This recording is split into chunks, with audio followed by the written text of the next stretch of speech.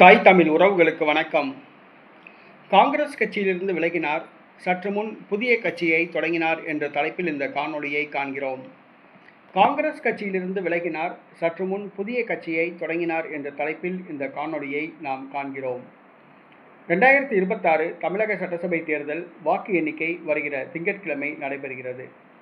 சீட்டு கிடைக்காத பலர் அதிருப்தியில் உள்ளனர். அந்த வகையில் அந்த கட்சியின் மூத்த தலைவர், காங்கிரஸ் கட்சியுடைய மனித உரிமை பிரிவு மாநில தலைவர் மகாத்மா சீனிவாசன், இவர் கட்சியிலிருந்து சற்று முன் விலகியுள்ளார்.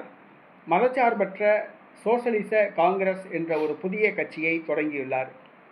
கட்சியில் ராகுல் காந்தி ஒருத்தர்தான் அர்ப்பணிப்போடு செயல்படுகிறார், மற்றவர்கள் செயல்படவில்லை.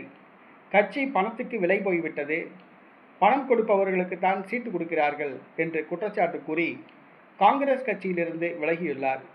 மேலூர் தொகுதியில் தனக்கு போட்டியிட சீட்டு கிடைக்கும் என்று எதிர்பார்த்து காத்திருந்ததாக கூறியுள்ளார். ஆனால் மாணிக்கம் தாக்கூர் தடுத்து விட்டதாக குற்றம் சாட்டியுள்ளார். தற்பொழுது மதச்சார்பற்ற சோசலிச காங்கிரஸ் கட்சியை உருவாக்கியுள்ளார்.